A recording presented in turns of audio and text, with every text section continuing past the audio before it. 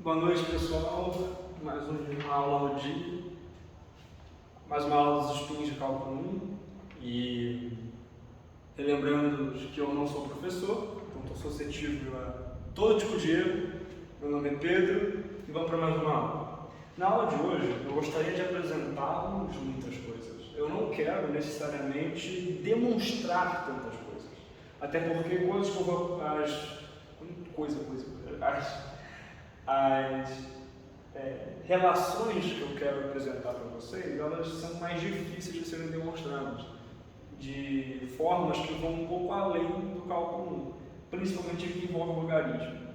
Aqui envolve senos e cossenos, eu quero deixar para outra aula, para abordar melhor isso. Então encarem como uma aula de apresentação. Deixa eu pegar uma garrafa de água aqui. Encarem como uma aula de apresentação de conceitos e resolução de questões mais interessantes com esses conceitos. Então, meu objetivo é fazer algumas questões. Vamos lá. Então,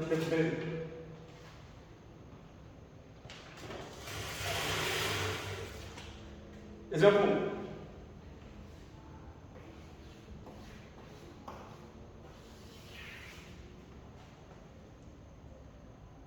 Exemplo 1. Eu vou mostrar essa identidade.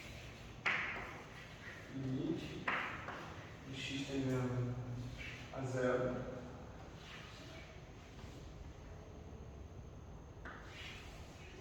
Seno de x sobre x.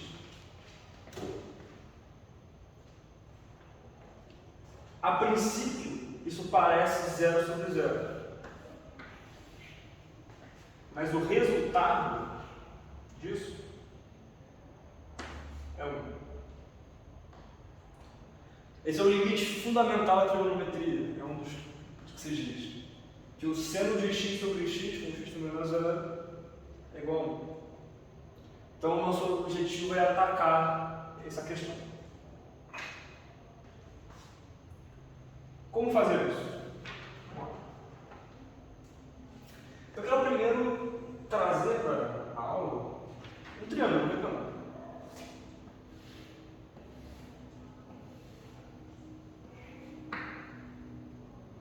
De tal forma que ele tenha ângulo x1, esse ângulo que a gente vai ser analisado, uma hipotenusa C, um cateto A, um cateto B.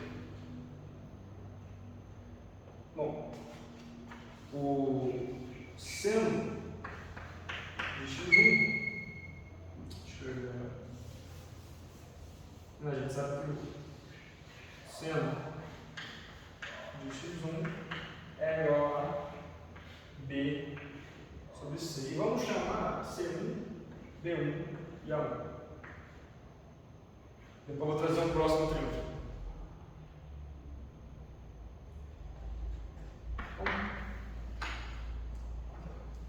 Tenho um outro triângulo retângulo, um x2. Tal que C2, B2, A2 são seus componentes. Mas tem condição. C1 é igual a C2. Ou seja, eu estou mantendo a hipotenusa constante. Mas B1 é maior que B2. Ou seja, eu diminuí o cateto oposto ao ângulo. Consequentemente, A1 é menor.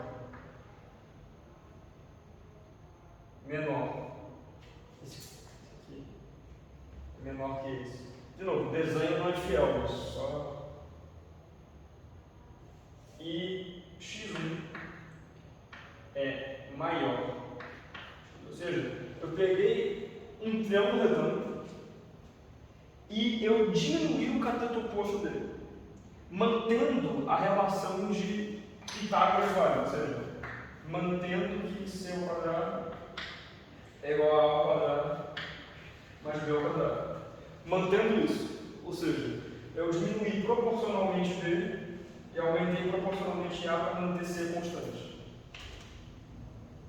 Como o ângulo se comportou com isso? Ou seja, o seno, cara. Se.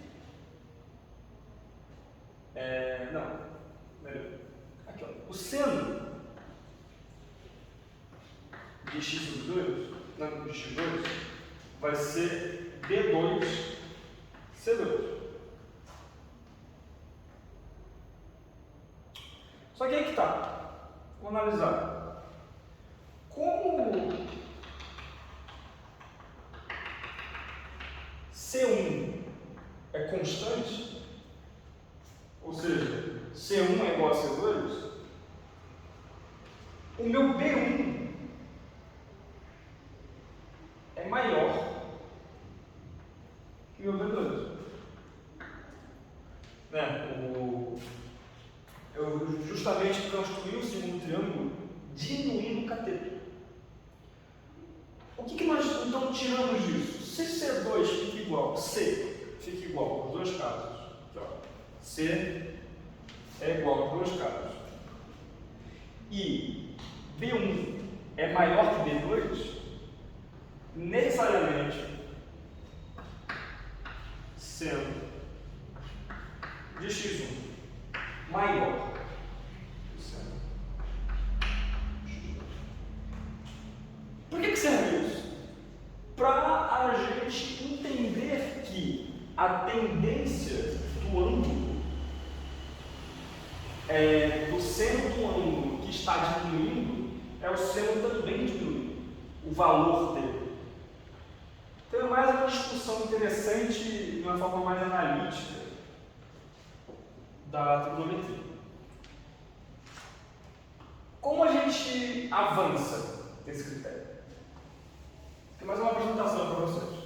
Às vezes, muitos não tiveram muito contato com esse tipo de conversa. Eu acho bacana.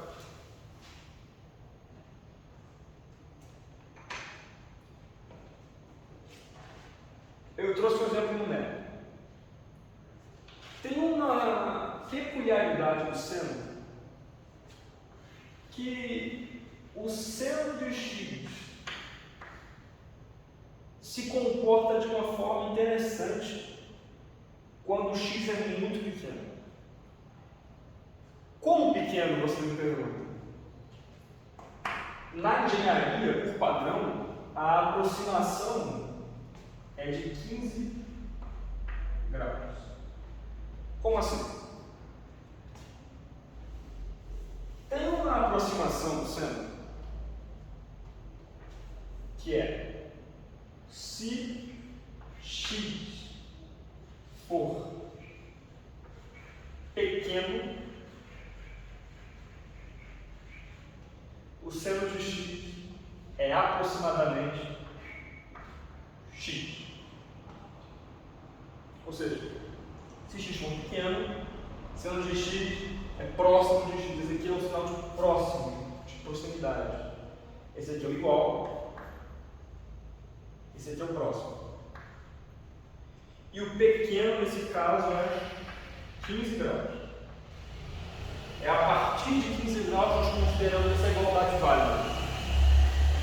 15 graus é π sobre 12, em radianos. Um dia eu vou fazer uma aula específica para radianos e pedaços de trigonometria. Beleza. Aí eu trouxe um exemplo numérico, vocês podem acompanhar com a coluna de vocês, em que eu peguei justamente o seno de π sobre 12 e calculei, sendo, claro, é tudo quebrado, né, gente? Mas arredondando a segunda casa decimal é 0,26. Se for botar na calculadora, bota a função RAD, RAD, senão isso aqui vai sair errado. E π sobre 12, sendo π igual a 3,14 e igual agora. Também arredondando no caso decimal, é 0,26. Não é exato, até porque é a partir disso que nós consideramos. Mas como nós temos essa ideia, e esse exemplo numérico, o que a gente pode afirmar? Quanto menor for o x, mais próximo essa igualdade está de ser. Ou seja, no limite de x tendendo a zero, pela esquerda ou pela direita, tanto faz, o seno de x é igual a x. Ele é próximo para um x menor que 15 graus, ou seja, π sobre 12. Mas quando o x tende a zero, ele é igual a x. Essa é a primeira propriedade que eu queria mostrar para vocês na aula. Com ela, a gente resolve a questão em um instante.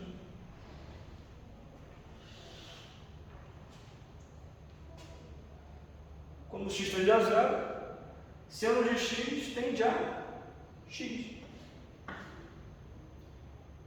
Sobre x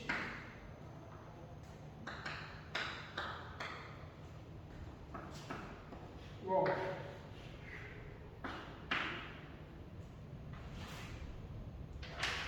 Muito interessante, né? Aí, na parte de derivadas, né, você já está jogando L'Hopital isso aí. É uma forma de você garantir que está certo.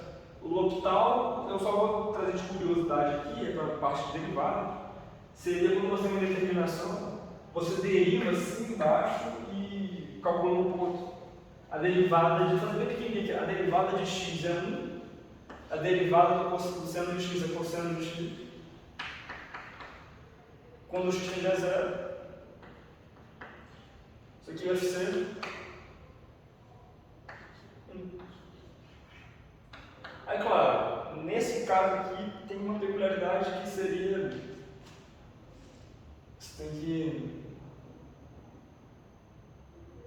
não é, o verbo é esquece. Vou falar sobre ser direito para esquerda, mas está errado. Então, essa primeira questão foi, só vou ver se está gravando aqui. Inclusive, eu estou numa sala vazia, eu posso muito bem ser expulso daqui a pouco. Então, se o vídeo parar no nada por causa disso.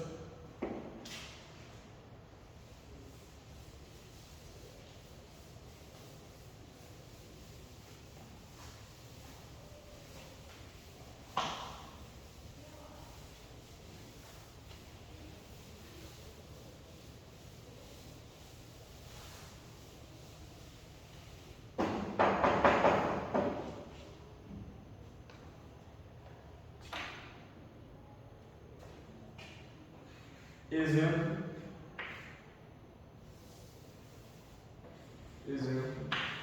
2.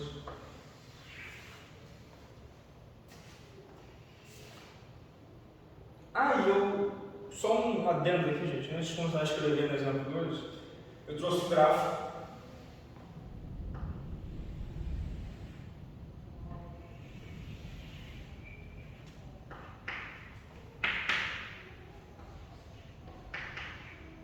Que f de x é igual a seno de x sobre x.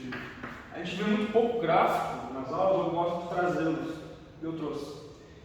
Quando o x tende a zero, ele vai 1 e ele comporta acima. Vai diminuindo até que zero. E já cai. Vem. Certo. É mais ou menos nesse aspecto.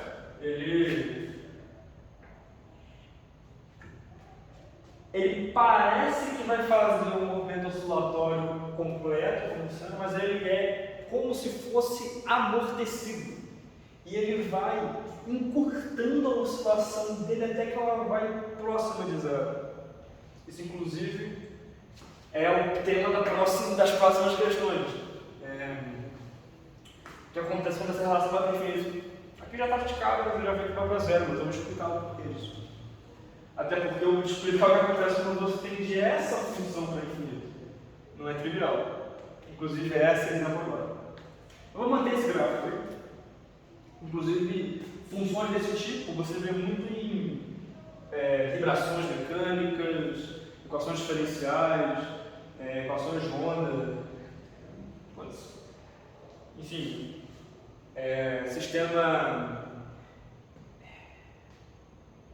RLC em circuitos elétricos, esse oscilatório amortecido. É muito interessante. E vamos para a segunda questão agora. O que é isso aqui?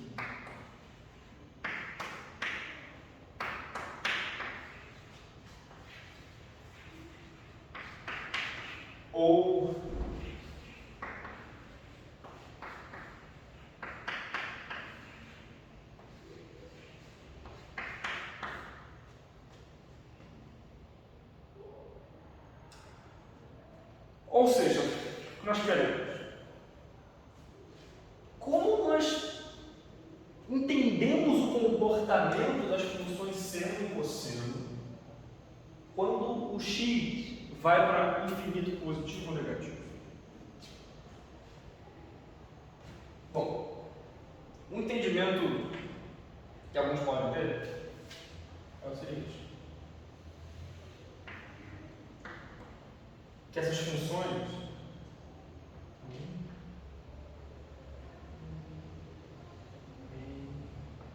sim, vai aqui, menos e assim vai.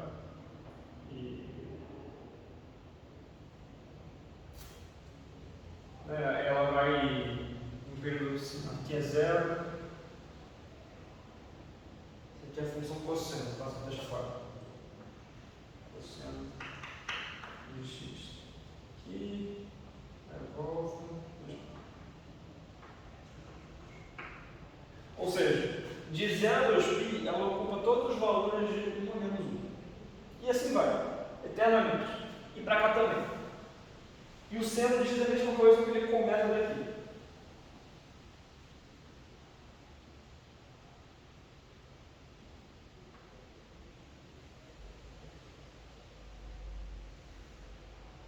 E assim vai.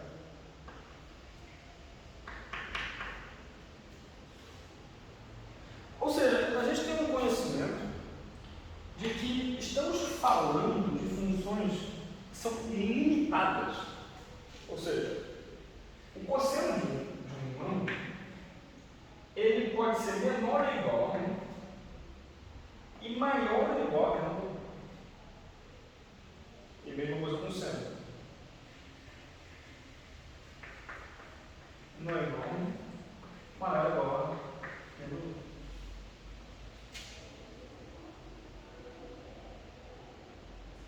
Pela função.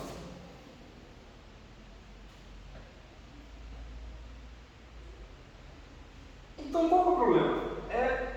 A função ela oscila de maneira indeterminada. Ela sempre vai estar oscilando para qualquer valor de x real. Vai embora. Vai embora, você vai ver. Ou seja, é difícil dizer qual é o valor que essa função tem no infinito. Porque não importa o quão grande o número que você pegue. Um cosseno de θ. E θ é muito, muito grande. Sempre vai ter algo do tipo cosseno de θ mais π, por exemplo. Porque θ não é infinito. Então, na real, essas funções puras, as nossas funções limitadas, não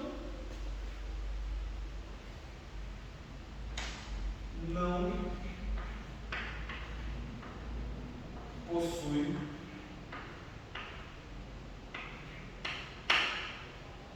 tal limite.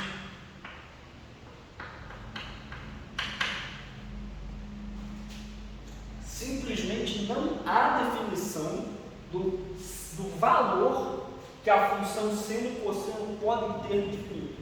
Sabemos como são os seus períodos orbitais, os seus períodos.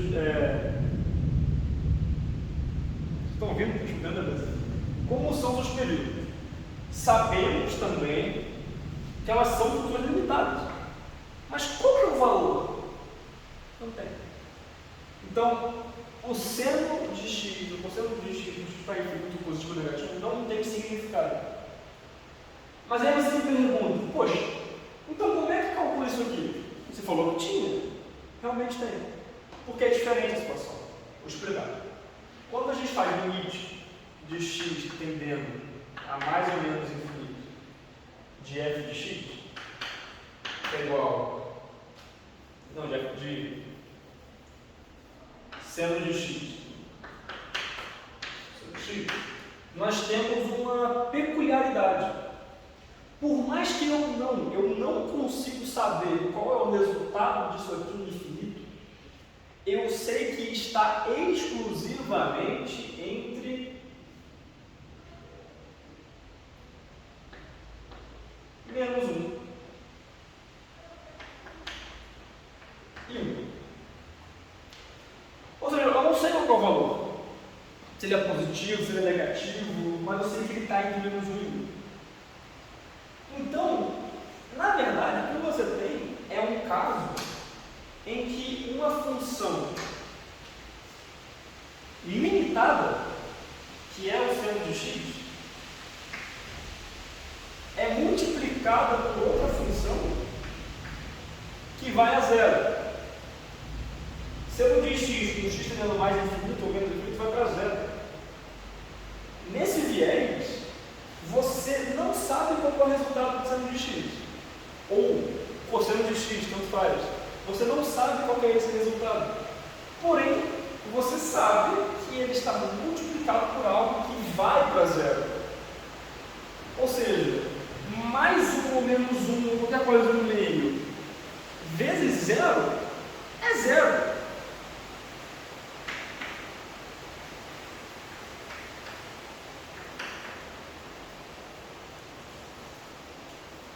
Então, por isso que a função termina em zero. Então, está aí mais um conceito para vocês. Multiplicar funções limitadas por outras que tendem a zero. É muito interessante. Beleza, é discutir. E fazer mais um exemplo. Aliás, só por viés de curiosidade.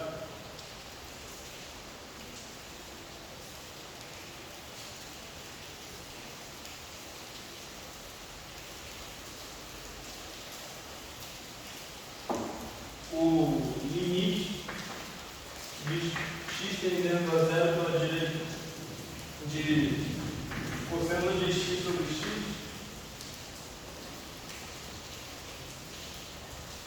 bom, quando x tende a zero pela esquerda ou pela direita, cosseno de x é uma função par, né?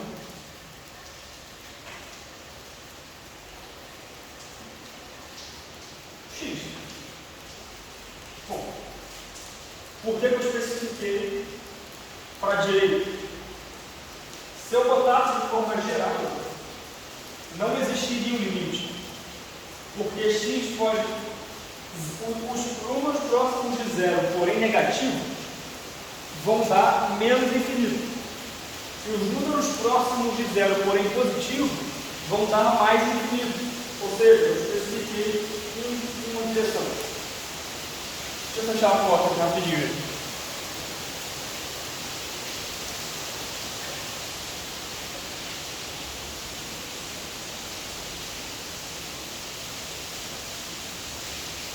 Desculpa o barulho, né? Bom, tudo vai para zero para o direito, aqui para mais infinito. Só para mostrar também outra identidade parecida. E o gráfico dessa função é algo parecido com isso.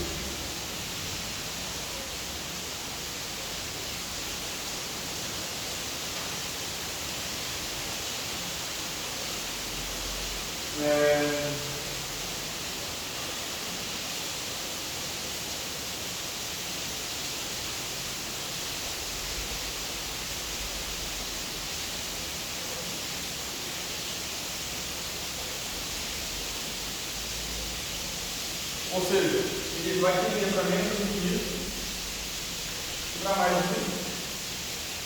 Perfeito. Quando a gente tende a zero.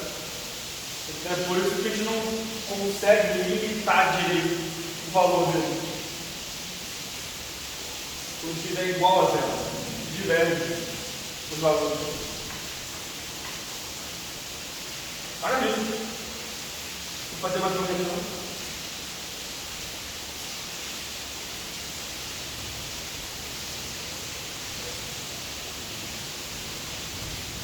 Vou fechar a porta para você, encostei, mas está difícil.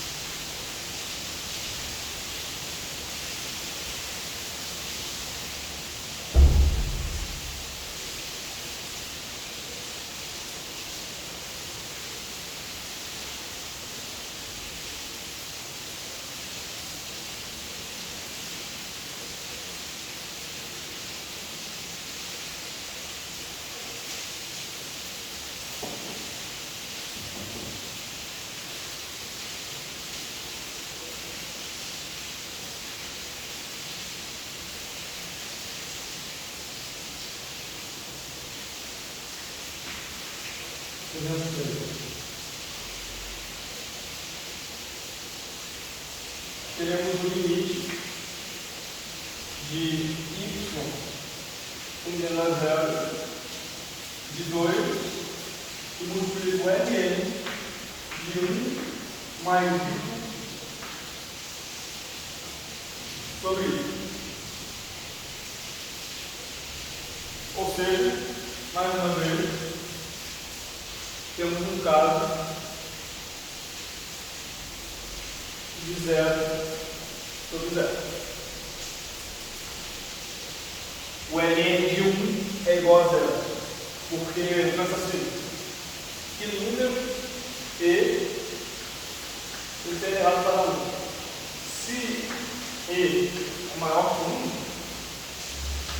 x tem que ser 0, porque e elevado a 0 é coisa elevada a 0 é 1. Qualquer coisa fixa, tá? Então cuidado. A outra relação para cada um para vocês é dessa forma. Se y tende a 0, o limite, não, o ln de 1 mais y é igual a y.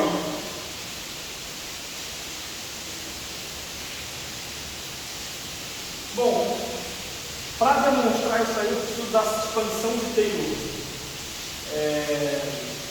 que não vai além dos corpos da matéria. Mas, intuitivamente, eu consigo chegar a algum próximo. Eu trouxe um numérico para ajudar. O ln de 1,0. Isso é igual a fazer o ln de 1 mais 0,0.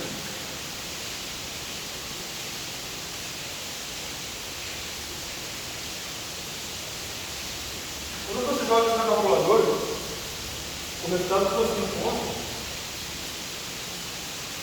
é 0,099. E poxa, concorda comigo? 0,01 é muito próximo a 0,099. É muito próximo, quanto mais próximo de 0 for ser, mais certo vai ser essa relação. Então é mais uma identidade para vocês conhecerem. E já mata a questão na hora.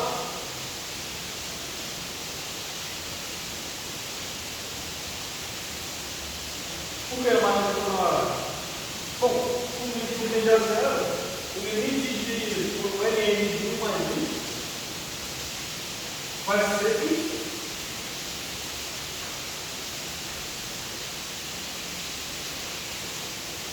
Comigo?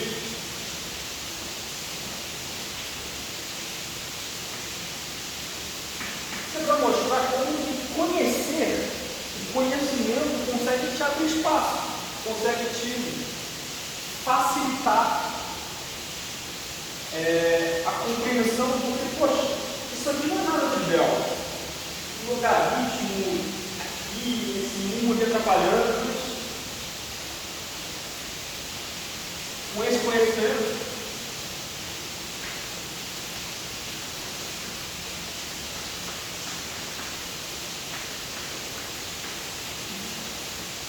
você mata a questão. E de novo, gente, esses são exemplos de introdução. Você vai ver como que conceitos como esse são ativamente usados nas mais diversas áreas.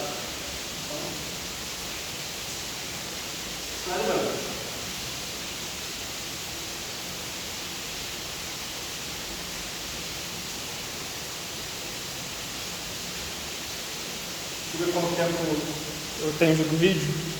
31 minutos. Tá.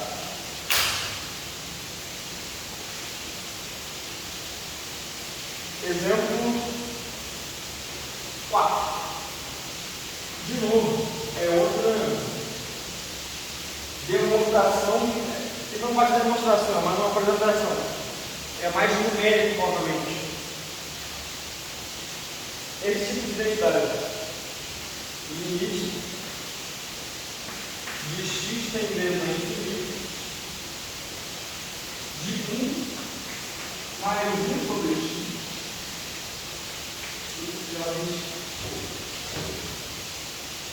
Você pode pensar, poxa, isso aqui é 1 mais 0 sobre infinito, né? Aí, pô, 1 infinito é 1. Está errado. Até porque 1 elevado a infinito é uma indeterminação.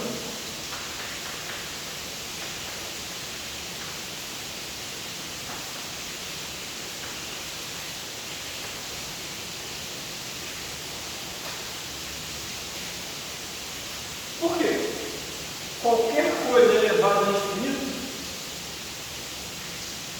qualquer coisa maior que 1 elevado a infinito é infinito. Qualquer coisa menor que 1 elevado a infinito é 0. Mas 1 elevado a qualquer coisa é 1. Então, como nós estamos trabalhando com tendências, a gente não pode simplesmente dizer que é igual a 1 ou que é igual a infinito. Nós temos que ver a velocidade com que isso seja 1 e isso seja infinito. Entendeu? Numericamente falando, nós podemos usar essa parte melhor. Fazer um x igual a 1000. Pô, 1000 é um número grande, mas não é infinito, mas é grande. 1 mais 1 sobre 1000 elevado a 1000. Faça uma calculadora. Esse número é igual a 2,717 agora. Só que está ali. O número de Euler é 2,7, acho que 3. Vai. Ou a 7,8. Que é isso? É. 7,8. Estão entendendo onde eu quero chegar? Essa é uma das relações mais importantes do cálculo. Você consegue resolver muitos problemas com isso. Agora estou na área de apresentação. Já vou entrar com problema com vocês para fazer isso.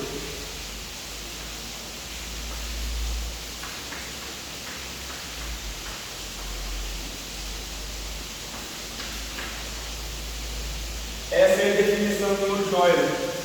O limite de x tendo um infinito de 1 mais 1 por x elevado a x. Legal, né?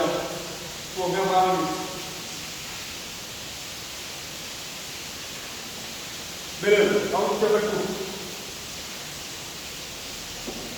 Agora vou mostrar para vocês um jeito de usar logaritmos que talvez vocês não tenham feito ainda.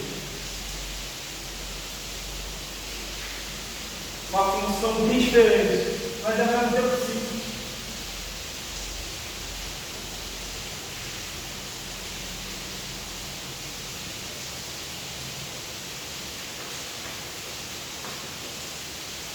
Qual que é? Qual que é o valor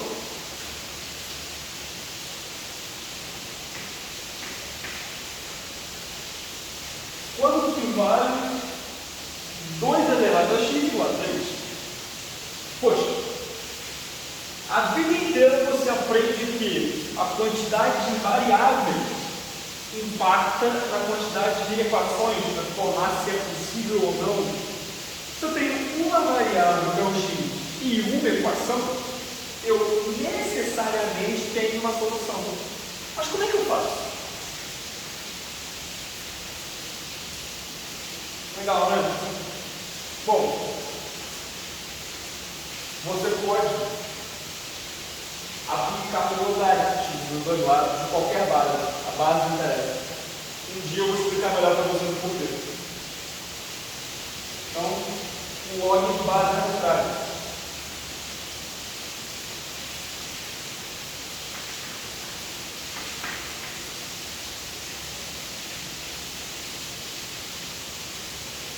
Lembra que de propriedade de logaritmo?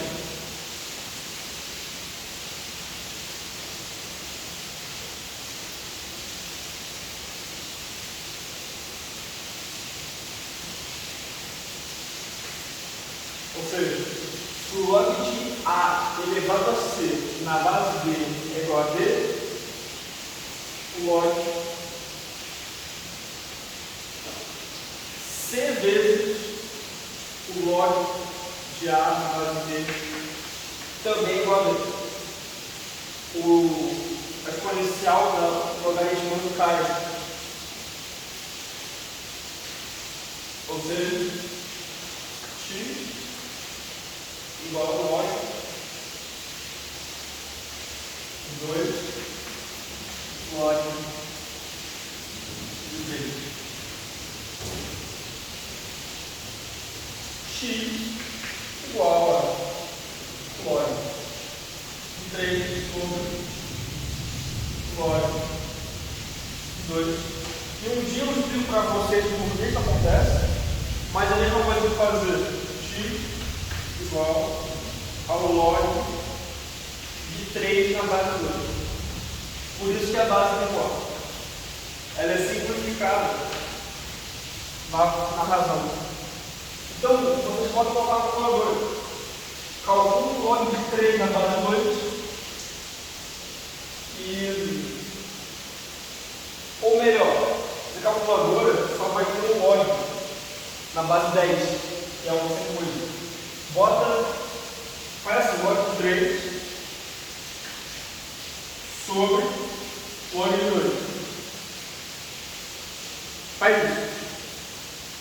Aí você faz 2 elevado a esse resultado. Dá exatamente 3. Se não der exatamente, eu estou procurando no meu caso. Mas é exatamente. Maravilha. Mas duas questões, está acabando, está acabando, está acabando.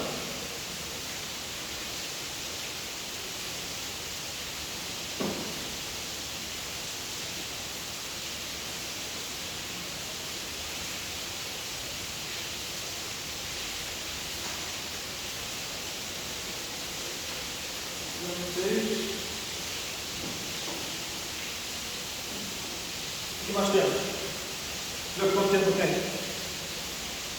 Tem 20 minutos.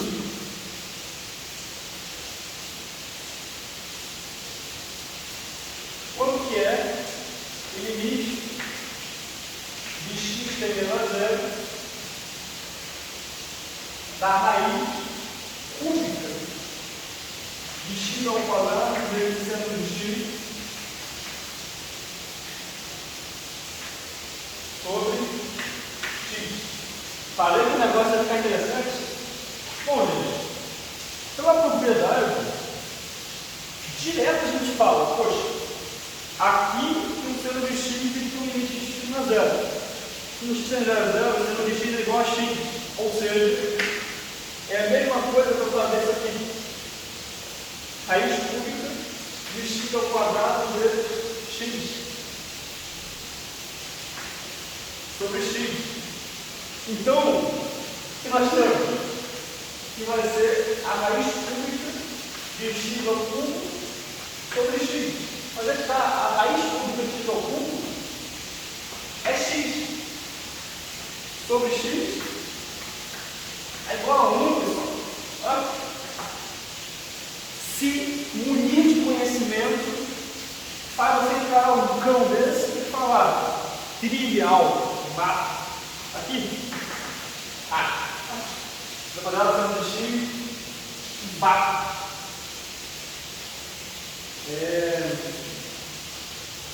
Aí tem uma variação dela, que é interessante. Vocês veem que também é possível isso. Se for 2x,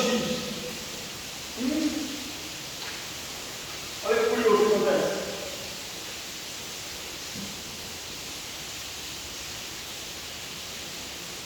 É válido, gente.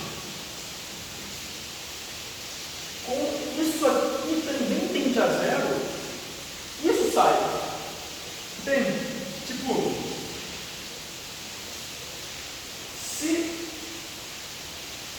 x tende a zero, 2x também tende a zero.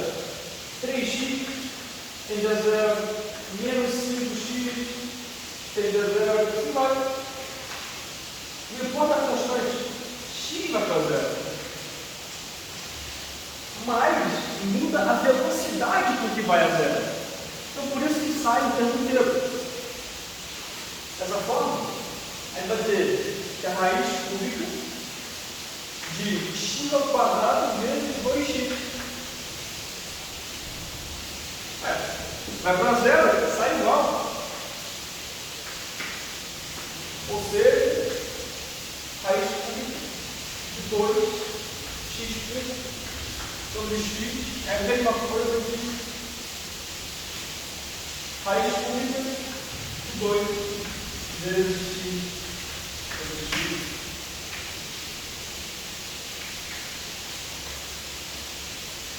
Tá? Beleza? Última questão. Última questão.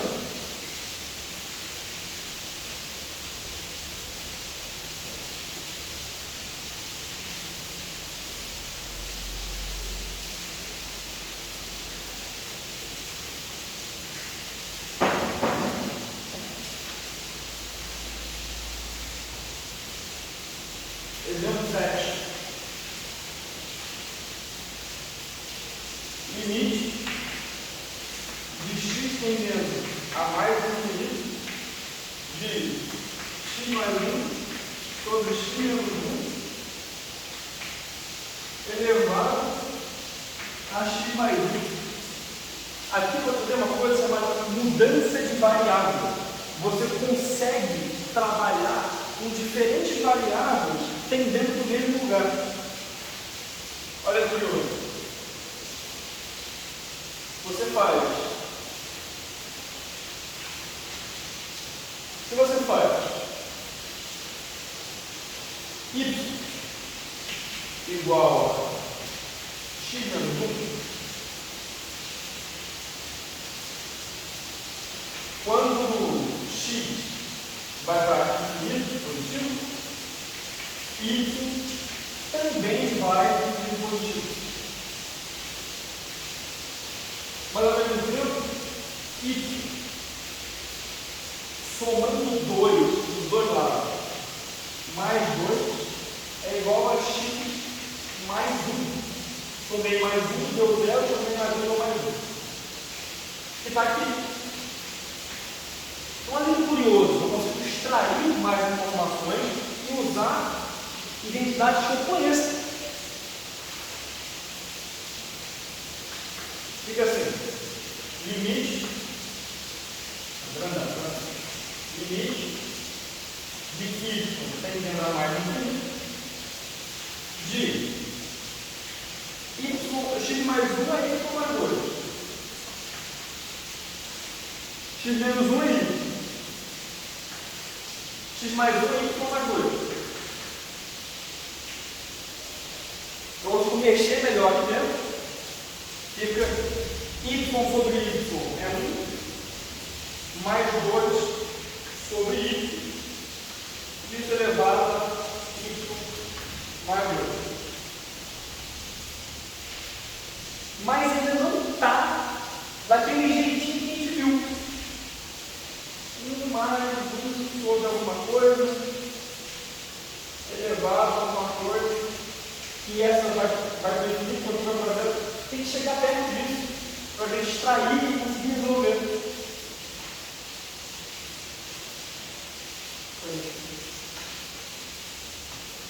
Vamos fazer outra mudança de variáveis. Agora, eu vou falar que 1 sobre gama, por exemplo, é igual a 2 sobre y. De tal forma que quando y vai para mais infinito, 2 sobre y vai para zero. O gama também tem que ir para zero sobre gama. Ou seja, gama também vai para mais infinito. Com isso, 1 sobre gama é igual a 2 sobre y. Ou seja, y é igual a 2 gama. Mas olha que curioso.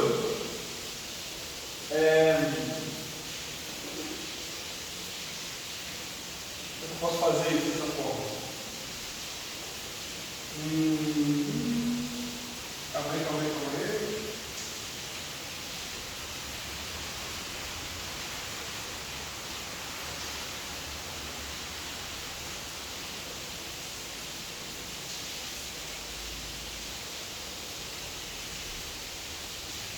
Só um segundo, pessoal.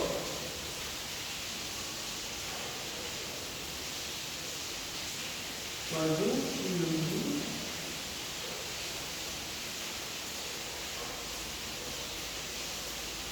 Tem alguma coisa?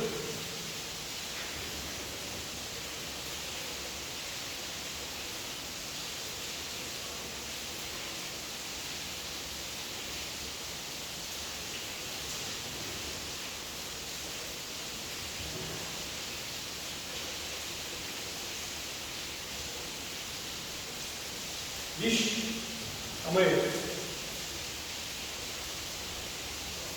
eu dar uma pausa rápida aqui, pessoal.